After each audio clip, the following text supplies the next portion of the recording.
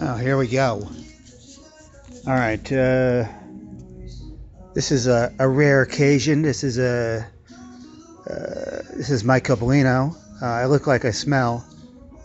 Yes, I look like drugs.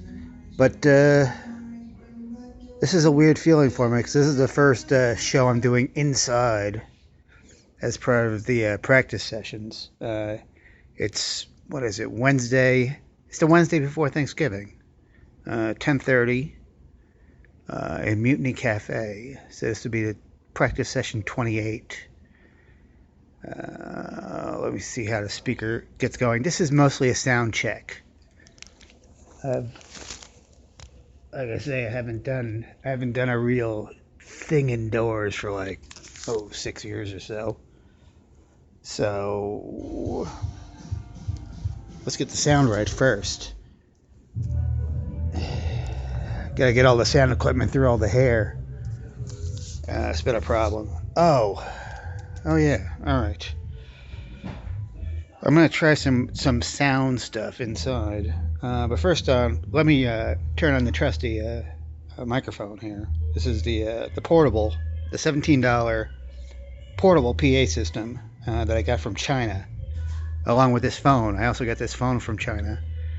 The total recording package is about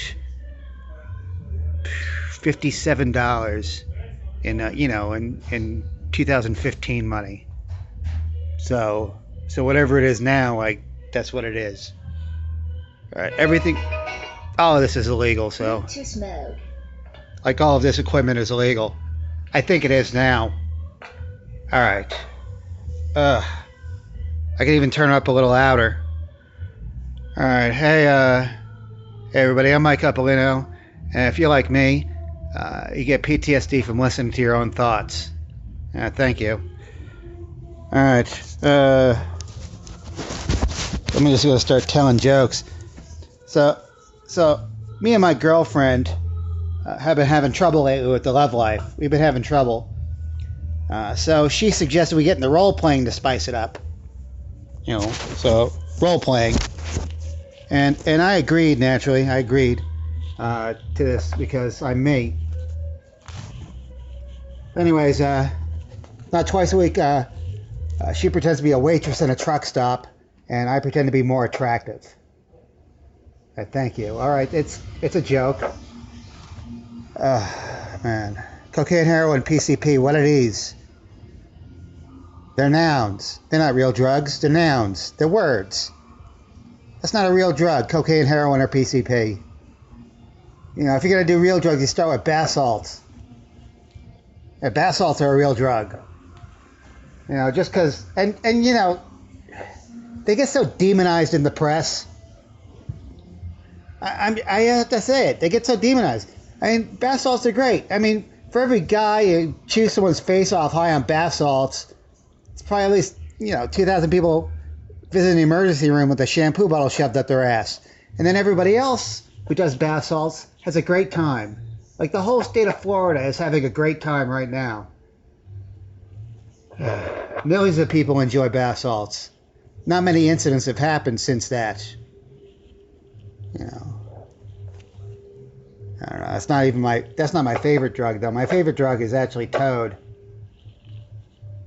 I lick toads to get high. Because I have to. That's my job. I'm immune to drugs, all right? I've already started by saying this. I'm immune to drugs. I've done acid over 250 times this year. It doesn't affect me anymore. Acid just makes me sober. Extremely sober. You know what I'm talking about. You've been on acid before. Acid just makes you extremely sober, super detail-oriented and everything. It's detail orientation. I seriously, I wake up every morning and think, oh great, the sky's exploding. How should I dress? How should I dress? Covered in ants or covered in spiders? What do I choose? How microscopic is everything? That's what I have to think about when I wake up. It's normal. I complain to my dealer all the time. I say, hey, why do you keep selling me this bad acid? And he says, yeah, right. And then he sells me more acid. And I don't get it. I don't get it. But my street name is Placebo, so maybe somebody like knows a little something. Maybe somebody knows something, is what I'm saying. Oh, oh man. Actually, I'm actually pretty delusional. I'm pretty delusional. I have paranoid delusions of grandeur. I have paranoid delusions of grandeur, actually. Yeah, I make aliens wrap their heads in tinfoil to keep me from taking over. All right, thank you. Oh, people say the hardest thing about being in the Illuminati is making people to look up twerking videos with 57 views or less. They say that's the hardest thing, you know, just inspiring them to look for it. Look for a twerking video with 57 views or less. You can't find it. You can't find it. You can't find it anywhere. Like, you can come close. You have to search for it. You find like country dancing, country line dancing with twerking in it. But that has like 400 views now. It probably has like millions of views by now. Millions. But you know, it's a job. Getting people to find twerking videos with 57 views or less, because then they find it and it has 50 views, and then they look at it the next day and it has 50,000 views. They think they're like, oh, I was in on something. I made something popular. You know, they could be the people that started, and they could actually feel like that. You know? In the meantime, I have a whole team of like African like villagers just, you know, clicking twerking videos nonstop, just so you compete with that, just so you think you're popular. I mean, that's how the system is run, you know, truthfully. Who knows how many looks and likes people have. I don't know. Oh, man. You think millennials have nostalgia? That's a question people ask, you know, because they say technology is moving too fast. It's moving too fast for people to have, like, memories. Because they're too busy, like, learning everything. They have to learn the future, you know? I think millennials will have nostalgia. It's just going to be memories of telling people how great the future is going to be. That's a terrible joke. I like it, though, you know? It's like, I try not to think about it. Hey, everybody, I'm Mike Coppolino. If you're like me, you have athlete's foot. You probably have athlete's foot. Many of you have had athlete's foot. And many of you still have athlete's foot because you have athlete's foot for a reason. It's not because you're an athlete. You don't really care. Let's face it, you don't really care. And the trouble with athlete's foot medication is this. There is no athlete's foot medication that works after only one application. You can't get it in a prescription. You can't get it anywhere. Anything like that. Anywhere. All of these athlete's foot creams take 2 weeks to like fully take effect. 2 weeks. And I'm here to tell you that there's not many people who have athlete's foot that are willing to apply a cream to their feet for 2 weeks religiously. That's what you have to do. You can't skip at all. You have to just keep applying it. I know. I've applied a lot of athlete's foot cream haphazardly. It keeps coming back. It keeps coming back, and I'm personally embarrassed by it. You know, but I think there's a solution to all that. I mean, I'm not going to make an athlete's foot medication, you know, that works after only one application, because I'm not some genius. You know, I'll just do the next best thing. I'll just make an athlete's foot cream that has nicotine in it.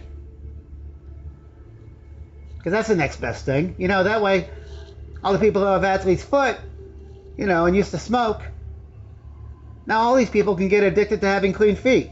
Even the people that never smoked in the first place. That would be like nicotine doing a good thing. It would be doing a good thing for everybody. It wouldn't hurt anybody. Like, those people need to run a little more too. I mean, they need to be a little more athletic. It raises the blood pressure. I'm just saying, you know, sometimes nicotine can be good for things. Anyways, people keep telling me I live in a bad neighborhood because I live there. But it's not at all true. I actually live in a bad neighborhood because I sell baseball bats at the liquor store. It's the truth. It's the small bats, you know. Keeps everyone in line. Ugh, man. Where am I at right now? I got to think about what I'm doing. I don't know if you know this, but there's a lot of people that are afraid of clowns. It's the truth. The people are afraid of clowns now. And, I mean, let that sink in. You know, there used to be clowns everywhere. Clowns were everywhere. Like, I actually grew up in the 70s. Like, I was actually, like, in the age of, like, where people were unintentionally cool. Like, we didn't even know we were cool. Like, when I was in kindergarten, it was 1974, we actually made ashtrays in class. That's what we did. We made ashtrays in class, and we got graded on it. And we brought them home to our parents, and they were really happy to see it. They were thinking, oh, this school is teaching you real good. And they treasured those ashtrays. You know, they still have them. You know, we made those. We made those in 1974. If somebody made ashtrays in kindergarten now, the school would get sued out of existence. That's the difference. That's the total difference. I mean, it created a lot of problems later on. Like, I could actually make a crack pipe out of anything now. I mean, I grew up with arts and crafts, and then I grew up in the 80s. You know, I can make a crack pipe out of anything. It's like an engineering school on the street. But I don't have to do that anymore, you know, because I'm very skilled. Yeah, now I could just make a crack pipe out of crack. It's super, like, easy. You know, I just hold it and light myself on fire. I don't smoke crack. So, that's a joke. Like, that's a joke, right? That's a joke. Man. You know, what's the worst thing about doing cocaine in a bathroom? The worst thing about doing cocaine in a bathroom is you have to smell everything twice as much. Actually, it's not seeing your kids on the weekend. That's the worst thing about doing cocaine in a bathroom. It's like a dad joke. I've told quite a few dad jokes. I do. I've told like 3 already, at least. Here's like a dad joke. Knock, knock. Oh, who's there? Reverse mortgage. A reverse mortgage who? Reverse mortgage, why am I knocking on this door? This is my house now. That's a good dad joke. Here's another dad joke. So I was talking to my financial planner the other day. Yeah, it's a sight gag for dads. Talking to my financial planner. Anyways, after going over the books, we decided my best option for retirement would be to take enough drugs to hallucinate a condominium. That was our best plan. Take enough drugs to hallucinate a condominium. That way, I could sell the condominium, I could buy more drugs, and I could hallucinate a 3-bedroom house with a swimming pool. Yeah, it's a great plan for dads. You know, move a 3-bedroom house next to a good school. You know, it's a great plan. Only trouble is, every time I meet this financial planner, we do all the drugs, and his office is still a coffee shop. His office is still a coffee shop. It's fucking nuts, right? Oh, it's over here. So anyways, I was talking to my financial planner. The third meeting, we were paying for it with drugs. I said, hey, why are we doing this? Why don't we just plan differently? Why don't we just take enough drugs to hallucinate more drugs? Like, that's a great business plan. We could eliminate the middleman. Well, he said, you can't do that. He said, you can't do that, but I did it. And now I live in Greeley. That's a dad joke. I know, drugs, right? Actually, my favorite drug is Toad. I think I was talking about that. My favorite drug is Toad. I like toads to get high. That's a real thing. Is it a species of toad? It's called the Colorado River toad or the cane toad. And it's a toad that secretes DMT through its skin, along with neurotoxins and other stuff that adds to the effect. It's my favorite drug of all time. My favorite drug. Like, who's done DMT here? Nobody, because there's nobody in the audience. But if there was somebody in the audience, maybe somebody would have done DMT. If there was like 5 people in the audience, maybe somebody would have done acid. Like, to the rest of you who have done acid or DMT, here's the difference. When you do acid, no matter how much acid you do, you're always in the room. You're always in the room. You're always within the boundaries of the room. You know, 5 hits, 30 hits. I mean, the room starts doing weird stuff. It's bending and shit. But you're still in it. You're still reacting to it. And when you do toad or DMT, it's different than regular DMT. Toad is different. Because if you're doing DMT, you know you have to hit that pipe like 5 times in order to get over the edge. You can't just dabble at it. You gotta go through this fucking ordeal like smoking DMT. You gotta hit it like 5 times. And you gotta hit it hard, you gotta hit it fast. So you don't get all sluggish. You gotta make sure you thoroughly poison yourself in order to get there. And it's a horrible, horrible flavor. It's like chloroseptic. It's just nasty. But you do it anyways. But you just have to suffer that way. But if you're looking at toad, it's like already too late. There's no going back. As soon as you touch your tongue on the toad, you got like 30 seconds to get your toad back in the cage before your drugs run away or attacks you. I mean, your drugs might attack you if it was like, if it didn't care about being exploited again. It might hang around and bite your fingers. They're 3.5 pounds. They have teeth. And they secrete a venom that protects them. Like, they're already aggressive to begin with. Who knows what would happen? I always get the toad back in the cage. I'm a professional that way. But here's what happens. You got 30 seconds, right? You do it, you put it in the cage, and then it's all pastels. There's no boundaries anymore. You're not in the room anymore. It's just all pastels. It's like a beach ball that turns into an Easter egg. And then you break through that Easter egg. Like, it flails apart. And you're in the claws of a fucking dragon or a bird. And you're just looking at the claws, because you're dead. And you're flying over this like fucking globular landscape. Shifting mountains, like it's all realistic and shit. And you're flying into the sun. And you're looking at this fucking sun and you're dead. And you know it from the angle of your head. How you see the claws and everything and how you're flopping around. And you're looking at the fucking sun all the way through this. But the sun's not the sun. The sun's just a big rotating tetrahedron of all the scenes of your life. Just one fucking rotating crystal that's flipping over and over again, fast and fast and faster, like a big fucking jackpot in the sky. You fly into that, but the closer you get to it, the more you realize that 85% of these scenes are just pictures of Barney Rubble. And you think it's like, oh, it's an ancestor trip. But then you get even closer, and you realize it's all Flintstones vitamins. Specifically, Flintstones vitamins. And the colors start getting to you, and you fly into this thing, like, fully, like, into it.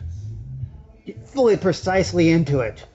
And just as you realize this moment of self-consciousness and self-worth and, like, togetherness with the universe, you just wake up sitting in your bed, and you're all sweaty, and you can smell colors. You can smell colors. Like you're in reality, and you can smell colors. But colors smell like gummy bears if gummy bears were made out of ammonia and copper. And you go, oh, this is permanent damage. Because it smells like it. It smells like permanent damage. It has like that weird ozone smell that's like a synapse burning.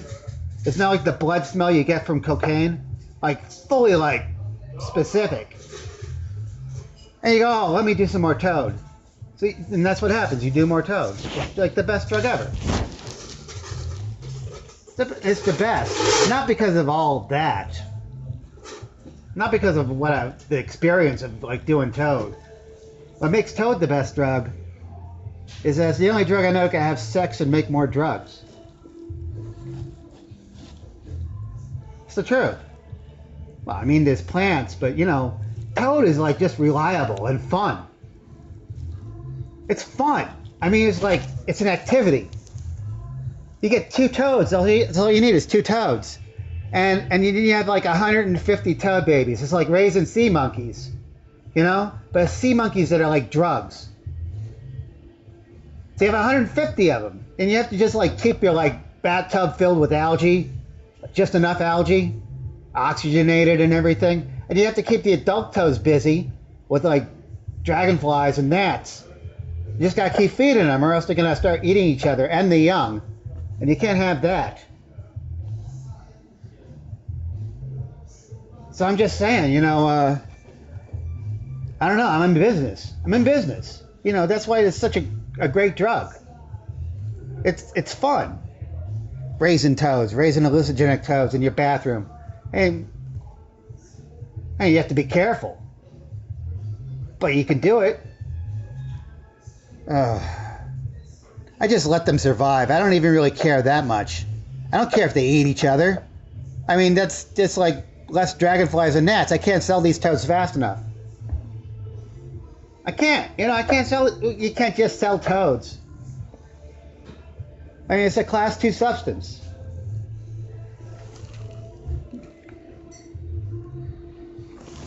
And it's a drug. It's a regulated drug. People know it exists. It's actually very hard to get. You know, because you can't just take them over the plane. You know, they got a zoologist waiting for you at the airport. They got a zoologist. They know what the toads look like. They're 3.5 pounds. They're very distinctive.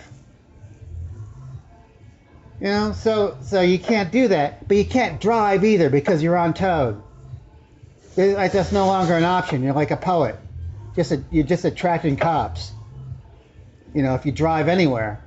So the only way to actually like take them is on the Greyhound. You have to take them on the bus. So that's what you do. You know, you have to first off you have to smuggle 2 toads. You got to make sure they're male and female. And you don't just bring 3 toads. That's too conspicuous. You bring 2 toads, and you make sure they're male and female. So otherwise, you know, they'll eat each other. They're male and female. And you gotta have enough dragonflies and gnats for your trip. You know it's gonna be 18 hours. So you gotta fully prepare. You know, it's a responsible journey, but you're also on fucking toad. You know, but that's what you do. You go to a sweat lodge, you know, in like fucking in Pueblo, and you find some toads. You make sure they're male and female. And then you know, you cage them and see who eats each other. And you find out who's the male and who's the female. Then you take these toads in a wicker basket onto the bus. Because nobody knows. Nobody cares. You're on the bus. And that's how you do it.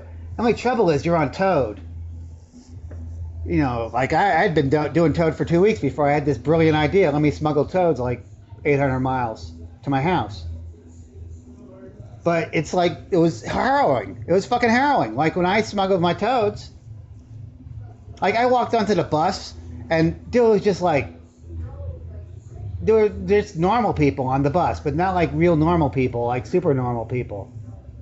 Like there was actually, the first 3 rows were just people wearing bonnets. It was actually like that. First 3 rows on the fucking left side. Just people wearing bonnets. Like 9 people wearing bonnets. And a regular number of people wearing bonnets. They're like normal from the 1850s. And that's what I walked onto. That's what I saw when I basketed toads. And then I started freaking out. I started just freaking out because I saw everybody. You know, that's what you do. You see everybody. You see like the guy with like the fucking like Grand Canyon University like hat and the white power tattoos, and you don't want to sit near him. But you know he's going to start something. And you see somebody with like a fucking diabetes leg and you don't want to sit near that because you're hallucinating. Also, you don't want to hear the story for like 18 hours. And you just keep like seeing these options that you don't want to be near. And you just struggle with it. And finally, you just like get all the way to the back of the bus with your basket of toads. Because nobody wants to go back there. It's like right next to the bathroom. So you just go back there and you try to relax. Because you're already having an anxiety attack. You know? You gotta feed toads for 18 hours. You know what you have to do. Like I had to do that. I was flipping out. I thought I was in trouble. So I just like sat there and I just tried to like calm myself down. I didn't have to do anything. I was already next to the bathroom. I was like all set. 18 hours. I'm just gonna be here. You know, with the toads. And so I'm just sitting there. And all of a sudden I hear this voice. I hear a voice coming from the bathroom. You know? And I know it's like not a real voice. I know I'm like starting to hallucinate. I'm starting to hallucinate. Because this voice is coming out of the bathroom. The voice is just saying, help me. You know, help me. Help me. Let me out. Let me out. And it was just, nobody was noticing it at all. Nobody heard that voice. And it started getting louder. It started going, help me. Help me. Let me out. Let me out. And there was like rustling on the door. And I'm just sitting there like flipping out because nobody's reacting. It's loud. It's in a scratchy sort of way. It's fucking loud. And I'm looking at people. And the only, you know, it's in a regularly like spaced out bus. There's like this one woman staring across from me. She like got the seat across from me. And she's just, you know, wearing dolphin shorts and looking at a tourism guide, you know, like some German exchange student. And she doesn't know what's going on. She doesn't even understand she's on a Greyhound bus. So I look at her and I say, hey, I'm sorry, but do you hear this? Do you hear what's going on in this bathroom? Do you hear what's coming out of this bathroom? And she looks at me like completely like honestly and says no. She says, no, I don't hear it. And everybody else in the bus is not even listening to us. And I'm like freaking out because this voice is still going on. I'm noticing it. You know, so I sit back with this toads. I start thinking, oh, this is just an hallucination. But if that door opens up and that hallucination comes out, I'm going to fucking flip out. And I'm going to have to go to the fucking hospital. Because I know hallucinations aren't real, but, you know, too bad. Too bad. And plus I have like 2 toads in my lap. Like this is a class 2 substance. If I had 1 toad in my lap, it's still a year in jail. But with 2 toads, I mean, you're actually a manufacturing unit. You're like getting 8 years in a federal prison. Plus you're on toad. Like that's bad for you. So I'm flipping out. Understandably, under my skin, I'm flipping out. I'm trying to remain calm. I'm sweating. And I'm just sitting back in my seat, just pretending not to notice now. Now I'm just going to like curl up like a cocoon. But all of a sudden, there's like an explosion of people from the front of the bus. Like the bus driver's right in the way. And the bus driver runs from the front of the bus to the back of the bus. He's looking at all of us. And he opens the door, and the door opens in. The bathroom door opens in. And this guy comes out of the bathroom, and the guy has no arms. He just stumbles out of the bathroom, all fucking flipped out, and he has no arms. And no stubs of arms or anything, no clavicles, no biceps, no nothing. He just has like some fingers hanging out of his fucking like shoulder blades. And he's like flipping out. Like his fingers are flipping out too. And he looks right at me because I'm like the first seat. He gives me And it turns into the fucking Jacob's Ladder fucking face, like all rolly and shit, because he's bald too. And I'm already hallucinating. So I look at the guy, and I say, oh, I'm sorry. I'm sorry, I thought you were a ghost. I thought you were a ghost. I mean, I was kind of freaking out. And he looked at me, and he just like, it was a good enough excuse. He thought I was just stupid enough to like believe it, which I believed it. I mean, in a way, I had reasons to believe it. But he just went back to the front of the bus. Then just sat down. And it's just, like, who goes on the bus with no arms without a friend? Like, who's that asshole? I have to blame me. Now I have to feel guilty for the whole trip. So it was a wonder I even got the toads back. But now I do, and now I'm in business. It's like $300 for a toad. And it's $1,000 for a mating pair. That's how it is now. So yeah, comedy is great. You know, these are jokes, right? Like, that's a joke. That's like showing off. Alright. Let me tell a few more jokes. I'm going to tell like 5 more jokes or 10 more jokes. And then I'll advertise a show. And I'll leave. That's how it is. Alright, so 10 more jokes. I gotta remember like the jokes I haven't told. So that's tough. I don't know. Me and my girlfriend got into a huge argument the other day because we're Italian. That's already a joke. No, we got into a huge argument. It was like, I was just sitting on the toilet. I was preparing to go to work. You know, it's 6:30 in the morning. You know, I could do what I want. I'm up at 6:30 in the morning preparing to go to work. So I'm sitting there reading a magazine, and she kicks the door in.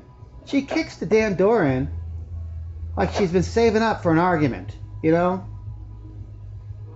And, you know, hits me in the knee and everything. I say, ow. And she starts waving a dead electric razor in my face. And I know it's dead because she's like telling me it's dead. It's not because I have some preconceived notion of it being dead. But she's blaming me for it. She's blaming me. She says, hey, there's a thick hair in here. Have you been using this? Have you been, it's a loaded question. Have you been using these tools? She already assumes I did it.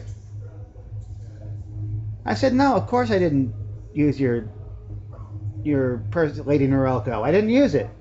You know, maybe your hair's thickening up. And then we got into a terrible argument. It was so Italian. It was like the most Italian. It was just all about hair. And it was so stupid. It was like the stupidest, longest argument ever. Because she knows everything about me. Like, we're in love. We're in love. And she knows I don't use the tools to shave myself because I have a phobia. I'm afraid of manscaping tools. Like any red-blooded American. Like, why wouldn't anybody be afraid of them? Right? I mean, they have like spinning blades and interchangeable heads, and they're made in China, and that's already conspicuous, and they're made out of plastic, and that's not a thing you have metal in. And I've seen a bunch of Clive Barker movies, and I know what can happen. It could just explode if it touches my hair.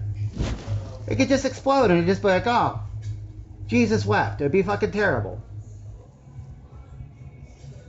And I just blame myself for that. Like if that had happened, because I already knew that was going to happen. That's why I have a phobia. You know, but... And she knows all of that. She knows all of that because she knows I manscape. But I do it like a real man. And she knows it. I use a lighter. I manscape with a lighter. That's what a real man does. It's manly. You know, because you smell like barbecue and chicks really dig it. And you're baby smooth. I mean, you are baby smooth. It actually succeeds. And, I mean, if you're actually, like, fastidious and you, like, groom your ass, You know, you don't even have to look at it. You don't have to prop up a mirror and go into that alternate dimension with your tools that are faulty, possibly. If you manscape with the lighter, you just listen. You just listen to the work. You know, it's like art. You know, and then you're also like fastidious down there. I don't manscape. I mean, that's the joke. All right. Oh, shorter jokes. Oh man, a shorter joke. So Durex, the condom company, they just came out with a condom that enhances male sensitivity. Finally, right? For added protection, each condom is wrapped in its own little apology note.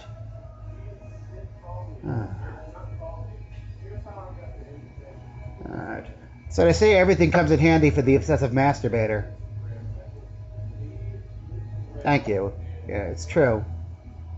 You know, last night I jerked off to complete privacy.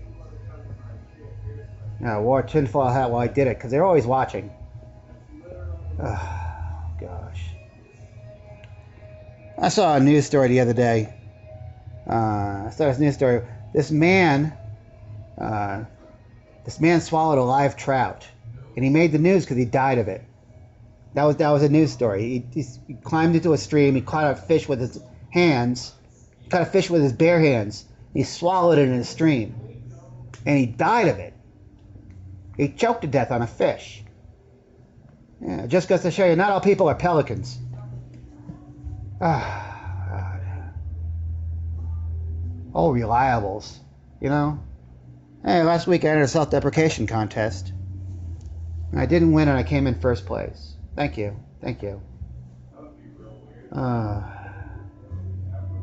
You ever throw up in your car because you're too fucked up to get out of the way?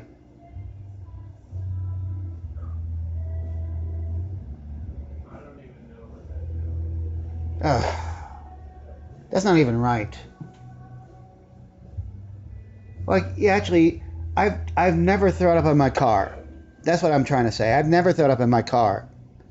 Many people think I have. I mean, just because the way I look. But no, I haven't. You know, I just when I was gonna throw up on my car, you know, not because I was fucked up. I was just gonna throw up on my car, but I just decided to throw up on myself so I wouldn't have to clean my car. Like that's what I did. So that's as a way to like keep from throwing up in your car. I'm just saying that's a thing. That's a thing you can do. You don't have to throw up in your car. Just throw up on yourself. You know, and then like when you're done, you just step out of your car and you brush it off, and you just go right to work. That's what I do. That's what I do. I mean, if I'm on, nobody's gonna know and nobody's gonna care. Nobody's gonna get that close. Have you seen a microphone at a comedy club, like microscopically? Like, you know what people do? People use the microphone as a penis, a surrogate penis. I've seen it a lot. Like every comedy club, I've seen it. People use the microphone as a surrogate penis, and then they like touch their taint with it sometimes. Like they rub their taint on it, and then we have to use that microphone. It's fucking terrible. People write that into their jokes. Whenever I see it, I just think, oh, the mic cord's gonna break. And then it doesn't break, and I feel like a fool because, you know, like, it shocked everyone. Shocked everyone how bad this was. But nobody can get away with that anymore. Like, not around me. Or they just do, and they say, oh, that's a comedy club. Man. No, I've been doing jokes on the streets for like 4 years now. So what's happening right now is I'm just like getting really good at telling jokes, but I haven't done it inside. And I haven't done it in front of an audience. Like, this is all just practice. This is just me like trying to figure out the sounds right.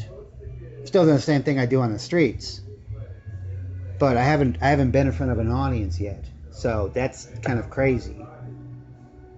But I don't know. I don't know if it's crazy. It's just, you know, comedy.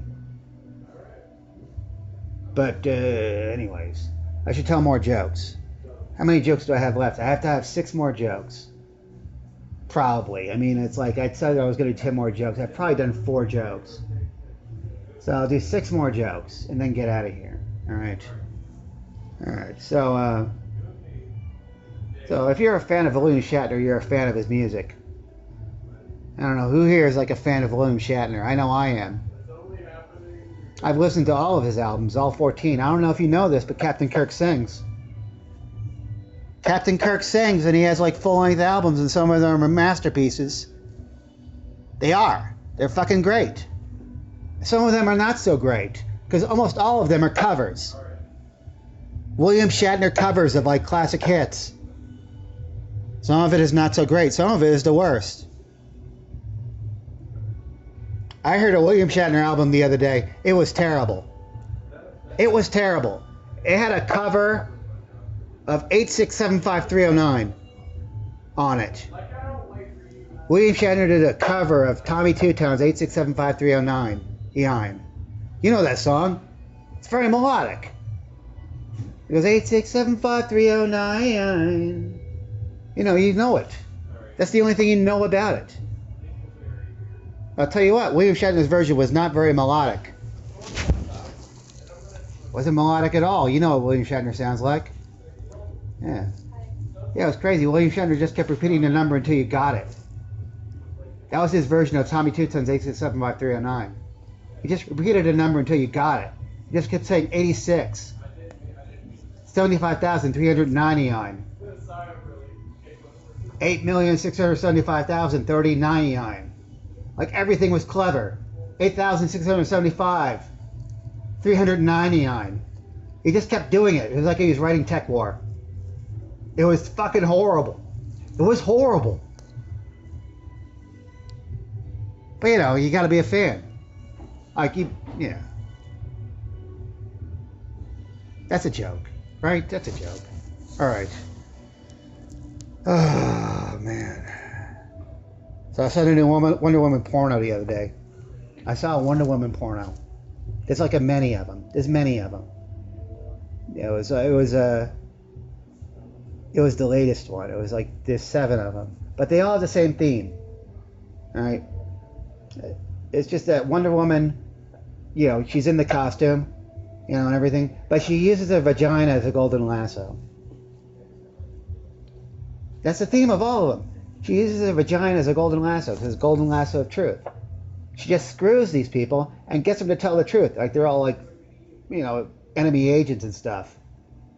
You know, that's how it is. They're all pretty good, but they get a little redundant, you know.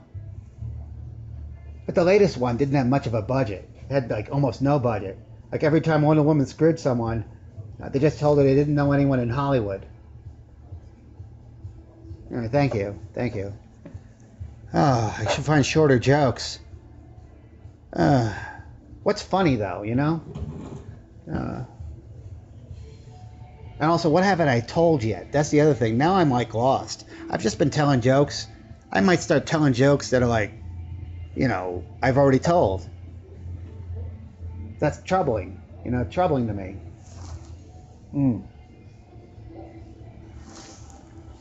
Oh, because who knows where I've been, you know? Oh, man. I don't know. I was watching a documentary the other day. It was a documentary about spiders because I'm me. You know, I would watch a documentary about spiders. I mean, they're fascinating creatures. And I was watching this documentary about spiders. It was one of those like David Attenborough specials. It's really classy. You know. So it was this one where they had these spiders. They were like these orb weavers. And they were testing drugs on the spiders. They were testing drugs on spiders in this documentary to see what type of webs these spiders would draw if they were high on like drugs. They wanted to see how it affects brains. And they tested on spiders because spiders are like the only things that can actually communicate with the world through their webs. They have like an organized sort of like pattern. And they have small brains. So like we got to test and see like what kind of thoughts these spiders have. You know, like how do drugs affect them. And that's how they tested them. They gave them like flies laced with LSD. These flies laced with LSD, and then they like watched them spin webs based on the amount of dose the spiders got. And that's how they tested drugs on spiders. And it was crazy. Like they gave these spiders low doses of LSD, and they were orb weavers, and they started like doing funnel webs. They just started doing funnel webs. And then they gave more of a dose, and there was like little peace symbols, and then little art projects, and little Mobius strips. And finally the spiders got so much acid from these flies that they just spun a ball of web in the corner of the cage, and they stood on the ball of web, and they said, "I'm done with this experiment." That's what they did. That's what happened. And they kept giving the spiders more LSD, and they kept getting the same result. And they said, "Oh, that's enough." And they saw that experiment, and they thought, wow, what an interesting experience. I mean, to know that spiders have like independent thought, and it's a little scary too. But seriously, what a horrible trip for these flies. All right. Oh well, I'm actually telling jokes, but no, I have two more jokes. I have two more jokes, so I'm gonna be funny for two more. All right, thank you. All right, this one's terrible though because you're here. I've got worse, I'm sure. Oh no, I don't know. All right, so hey, so my new fetish is looking suspicious. Yeah. It's easy. No, actually it is very easy, but I try to like not this late. But you know, it is easy. Whenever I go to the airport, yeah, I just wear a turban. All right, it's offensive. But... It's pretty offensive. I just walk around the airport with a turban and a huge boner. Okay, good. Yeah, Nice. but then when I see the cops, it's even more exciting because I start running. Oh, nice. I start running. But then they catch me because it's hard to run when you're jerking off. All right. And it was like the last. That's like I have one more joke to do. All right, keep going. All right, so I'm a life coach. Okay. I'm a life coach. Life coach. Life coach me. All right. Well, that's tough. See, I've already like told like most of like my story already. Yeah. So it was all the setup for that joke. Okay. That I'm a life coach. But I am, because people are desperate and they need to be disappointed. You know, it's easy. And it's easy if they pay me for it. 'Cause it just makes it easier for them to be all of those things. Yeah. Plus it's a lot cheaper than like real disappointment. Sure. Right? So anyways, let me give you some advice. First of all, I'll tell you like the first minute of all my life coaching. This is what I tell all my like clients or victims. Tell them this. Hey, this is great life coaching advice. I tell them, hey, the only thing worse than failure is listening to someone tell you how to be better at it. Okay. And then they pay me.